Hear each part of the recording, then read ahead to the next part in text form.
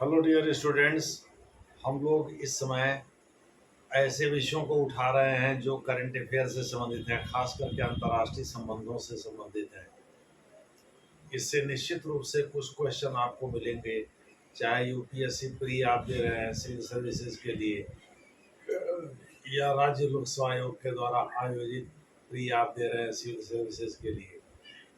इसमें निश्चित रूप से कुछ प्रश्न आपको मिलेंगे ही मिलेंगे। चलिए आज हम लोग एक अन्य अंतर्राष्ट्रीय घटनाक्रम पर जो आजकल बहुत सुर्खियां बटोर रहा है उस पर चर्चा करेंगे।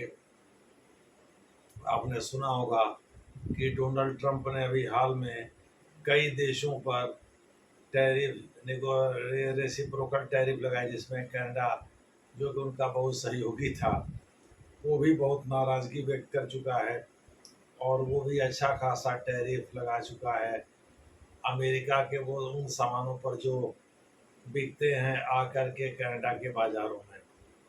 यही नहीं, चीन ने तो भारत से रिक्वेस्ट किया है भाई 104% जो टैक्स लगाया टैरिफ लगाया है डोनाल्ड ट्रंप ने हमारे उस सामानों पर, इसलिए हमको मजबूरी में अल्टरनेटिव बाजार ढूंढना पड़ रहा है। और आपको हमको दोनों को मिलकर, चूँकि आपको भी स्पेयर नहीं किया है भाई, भारत पर भी 26% लगाया ही है। पहले 27% लगाया था, अभी 26% लगाया है टैरिफ। यानी कि भारत डोनाल्ड ट्रंप के अनुसार भारत अमेरिका से मंगाने वाले सामानों पर भारी भरकम टैरिफ लगाता है, यानी सीमा पर शुल्क लगाता है जो 53-54% तक हो सकते हैं। तो उसका आधा यानी 26 से 27% जो है वो डोनाल्ड ट्रंप ने भारत से वो सामान जो अमेरिका में बिकते हैं उन पर टैक्स लगाया, टैरिफ टैक्स लगाया, यानी सीमा पर सीमा शुल्क लगाया, एक तरह से आप कह सकते हैं प्रशुल्क जिसकी हिंदी होती है। यानी सामान जो मंगाए जा रहे हैं भारत से अमेरिका के बाज़ारों में बेचने के लिए, तो सीमा पर उन पर भारी भरकम टैक्स लगाया गया है। तो फिर मोदी चिंतित क्यों नहीं है? कहीं ऐसा तो नहीं मोदी को लग रहा है कि भाई जिन देशों पर किसी पर 32%, किसी पर 36%, किसी पर 39% का टैक्स लगाया है डोनाल्ड ट्रंप साहब ने, यहाँ तक कि लातिन अमेरिकी देशों को भी नहीं बख्शा है जो कि अमेरिका के पड़ोसी देश हैं। तो ऐसी दिशा में भारत का क्या होगा? भारत पर बल्कि कम ही टैक्स लगाया है। और उन्होंने 13 फरवरी को नरेंद्र मोदी इसी साल गए थे वाइट हाउस, यानी तीसरे दिन गए थे। 3 दिनों की यात्रा उनकी फ्रांस की थी, 2 दिनों की यात्रा उनकी अमेरिका की थी। तो वाइट हाउस में बड़े मन से स्वागत किया था डोनाल्ड ट्रंप ने नरेंद्र मोदी का, और ये भी कहा था कि नरेंद्र मोदी बहुत ही टफ नेगोशिएटर है। दूसरे शब्दों में ट्रेड को लेकर के ही टफ नेगोशिएटर होने की बात अमेरिका ने कही थी। लेकिन उसी समय अपनी मंशा भी स्पष्ट कर दिया था कि भारत जो है वो टैरिफ के मामले में सबसे अधिक टैरिफ लगाने वाले देशों की सूची में शामिल है। और इस प्रकार से वो भी भारत पर रेसिप्रोकल टैक्स लगाएंगे, यानी जितना टैरिफ भारत लगाता है उसके आसपास टैरिफ लगाने के लिए फ्री है डोनाल्ड ट्रंप। तो फिर भारत के प्रधानमंत्री नरेंद्र मोदी इतने निश्चिंत क्यों दिखाई पड़ रहे हैं? क्यों डोनाल्ड ट्रंप साहब की अभी भी वो तारीफ ही करते हैं, उनके अगेंस्ट कुछ नहीं बोलते? उसके दो कारण हैं। पहले कारण ये है कि नरेंद्र मोदी को ऐसा लगता है कि भाई अमेरिका से संबंध जरूरी है और चीन को काउंटर वेट करने के लिए, काउंटर बैलेंस करने के लिए ज़रूरी है कि अमेरिका को अपने साथ जोड़ कर रखा जाए। और आज भी चीन अगर किसी एक देश से डरता है तो वह है अमेरिका। इसीलिए तो ताइवान पर हमला नहीं करता, भले ही चीन ने अत्याधुनिक अस्त्र शस्त्र बना लिए हो, अपने नेवी को मजबूत कर लिया हो, अपनी हैसियत बढ़ा लिया हो, लेकिन बावजूद इसके उसको पता नहीं है कि अमेरिका के शस्त्र जखीरे में कौन कौन से अस्त्र शस्त्र हैं। इस वजह से चीन इस बात को लेकर के हमेशा भयाक्रांत रहता है और अमेरिका से डरता भी है। तो पहला तो ये है कि चीन को काउंटर बैलेंस करना। और दूसरा ये है कि अमेरिका ना सही, यूरोप, ऑस्ट्रेलिया, वेस्ट इंडीज़ या तमाम अन्य देश हैं मिडिल ईस्ट के, जिनके साथ नरेंद्र मोदी बातचीत कर रहे हैं, बल्कि कई देशों के साथ तो फ्री ट्रेड नेगोशिएशन पर सहमति भी बन गई है। पहले जब नरेंद्र मोदी सत्ता में आए थे या उसके कुछ दिनों बाद तक, तो केवल एशियाई देशों के साथ फ्री ट्रेड एग्रीमेंट हुए थे, 20 देशों के साथ। और यूरोप से बातचीत चल रही है, यूरोप से तो 2007 से बातचीत चल रही है। फ्री ट्रेड एग्रीमेंट को हम लोग डब्ल्यूटीओ की भाषा में CPEC, comprehensive economic partnership agreement, CEPC sorry, comprehensive economic partnership agreement या comprehensive economic cooperation agreement, CECP कहते हैं। कॉम्प्रिहेंसिव इकोनॉमिक कोऑपरेशन एग्रीमेंट और कॉम्प्रिहेंसिव इकोनॉमिक पार्टनरशिप एग्रीमेंट में कॉम्प्रिहेंसिव इकोनॉमिक पार्टनरशिप एग्रीमेंट को ज़्यादा कारगर माना जाता है। उसका सबसे बड़ा कारण ये है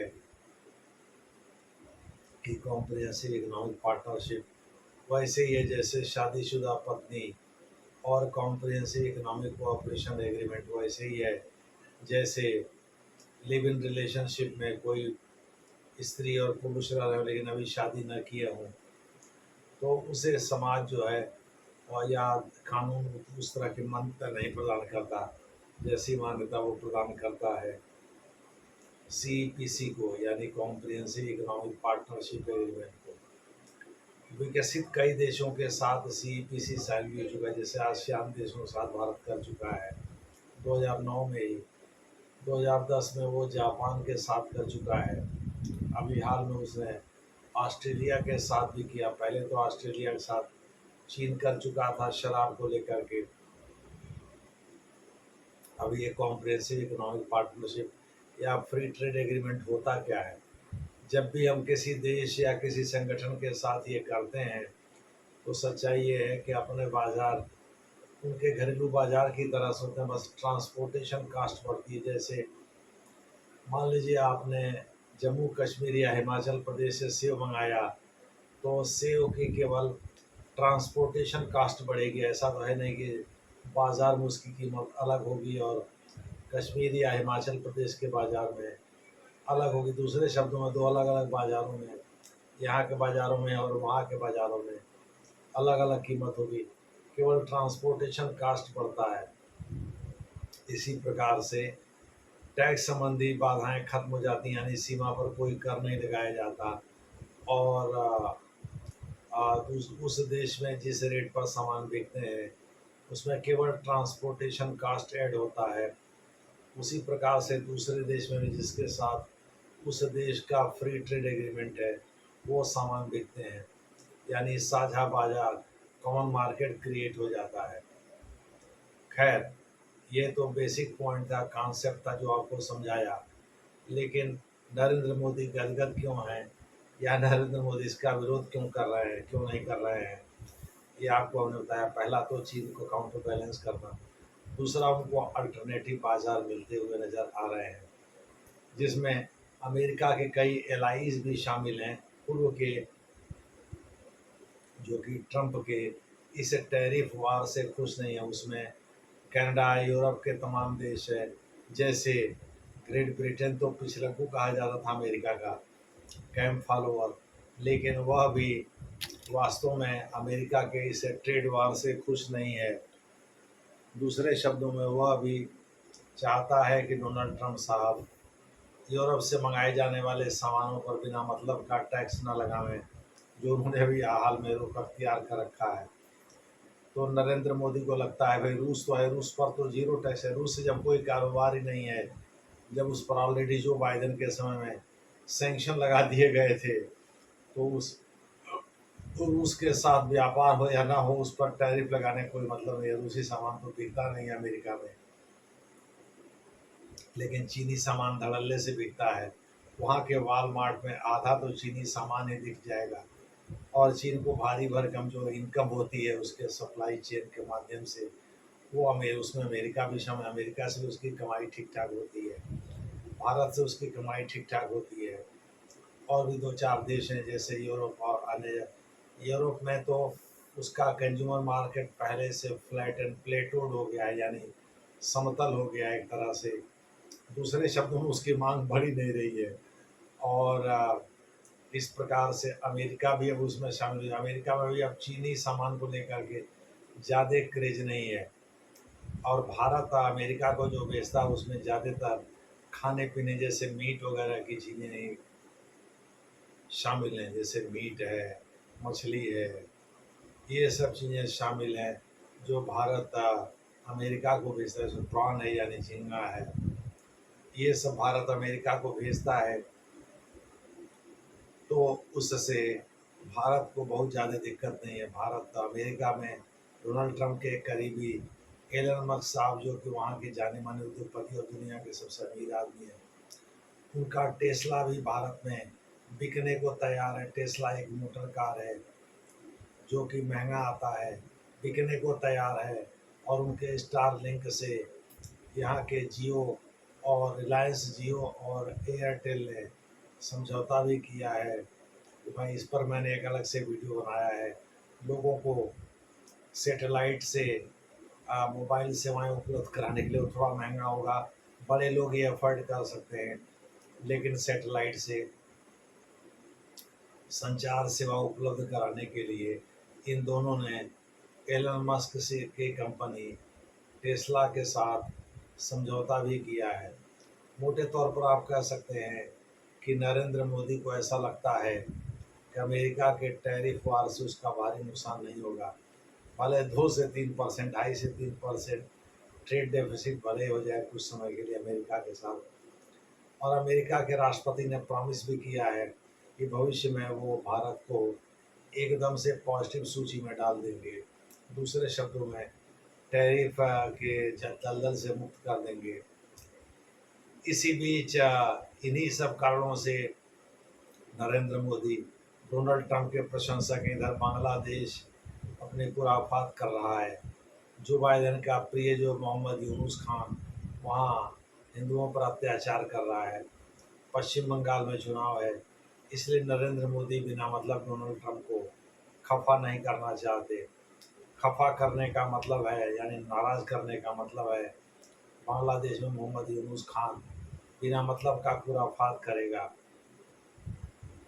इस वजह से नरेंद्र मोदी जो है खामोश हैं। इस बीच जो है नरेंद्र मोदी के विदेश मंत्री एस जयशंकर ने वहाँ के विदेश मंत्री, अमेरिका के विदेश मंत्री मार्को रूबियो के साथ बातचीत भी किया है। और भारत कोशिश कर रहा है कि अमेरिका के साथ फ्री ट्रेड एग्रीमेंट भी साइन हो जाए, जिससे कि ये झंझट ही खत्म हो जाए टैरिफ लगाने का। दूसरे शब्दों में फ्री ट्रेड एग्रीमेंट का मतलब हो गया भारत और अमेरिका का बाजार जैसे कॉमन बाजार हो जाएगा, साझा बाजार हो जाएगा।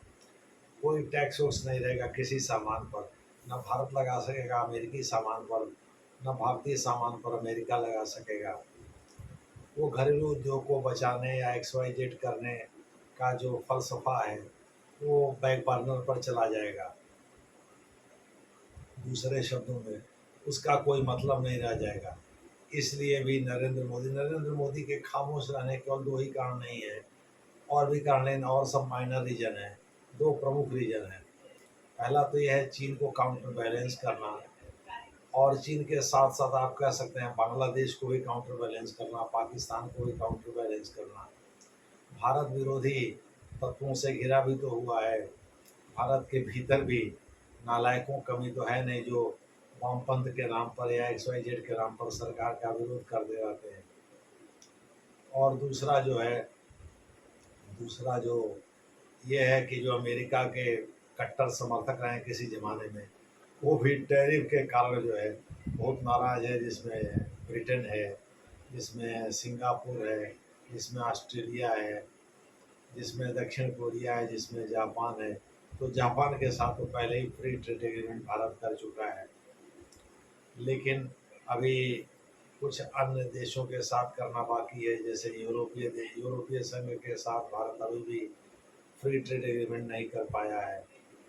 और अमेरिका के से भी बातचीत चल रही है। तो नरेंद्र मोदी को लगता है गुड बिहेवियर करना ही अच्छा है। क्योंकि डोनाल्ड ट्रंप साहब थोड़े से झक्की मिजाज के आदमी हैं। हो सकता है भारत को जो टैरिफ वार में घसीटा है 26% टैरिफ लगाकर भारतीय सामानों पर, उससे भारत को मुक्त कर दें। वैसे भी भारत को कुछ मामलों में ही 2-3% का नुकसान हो रहा है। भारत वैल्यू एडिशन भी करने में लगा हुआ है, ज़्यादातर डिजिटल ट्रेड पर फोकस कर रहा है। दूसरे शब्दों में, अगर परंपरागत सामानों को बेचता तो वैल्यू एडिशन होने का चांस कम था। दूसरे शब्दों में, उतनी ही मात्रा के सामान बेचने पर ज़्यादा कीमत वसूलना भारत द्वारा ये वैल्यू एडिशन कहलाता है।